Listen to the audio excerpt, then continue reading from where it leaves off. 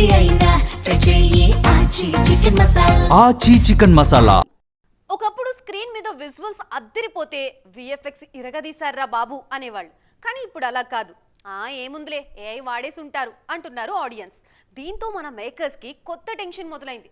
బాబోయ్, మాది ఏఐ కాదు, మేమే కష్టపడి తీసాం అని ప్రూవ్ చేసుకోవాల్సిన పరిస్థితి వచ్చింది. మరి అలాంటి కష్టాలు పడుతున్న వాళ్ళు ఎవరో చూద్దామా? నెల్సన్ దర్శకత్వంలో రజనీకాంత్, కమల్ హాసన్ కలిసి చేసిన ప్రోమో అద్దిరిపోయింది. కానీ అదంతా ఆర్టిఫిషియల్ ఇంటెలిజెన్స్ మాయా అని ఫిక్స్ అయిపోయారంతా. సోషల్ మీడియాలో వస్తున్న కామెంట్స్ చూసి టెన్షన్ పడిన మేకర్స్ వెంటనే రంగంలోకి దిగి ఇది ఏఐ కాదో నిజంగానే చేశారని చెప్పడానికి మేకింగ్ వీడియోనే విడుదల చేయాల్సి వచ్చింది. రాజమౌళికి కూడా ఈ ఏఐ టెన్షన్ తప్పట్లేదు. వారణాసి టీజర్ విషయంలో ఆయన క్లారిటీ ఇవ్వాల్సి వచ్చింది. అందులో కనిపించేదంతా అన్ని పక్కా ప్లానింగ్తో చేసిన గ్రాఫిక్ వర్క్ అని, అదిగాని ఏఐ అంటే ఏడాదిన్నర పాటు తమ టీం పడిన కష్టాన్ని అవమానించినట్లే అన్నారు చిక్కన్న.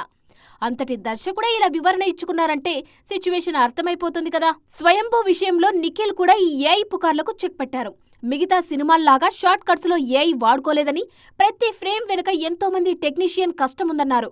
టెక్నాలజీ పెరగడం మంచిదే గాని నిజమైన కష్టానికి గుర్తింపు దక్కాలంటే మేకర్స్ ఇలా మేకింగ్ వీడియోలు బైట్స్ ఇచ్చుకోవాల్సిన పరిస్థితి కూడా ఫ్యూచర్లో ఇంకా పెరుగుతుందేమో.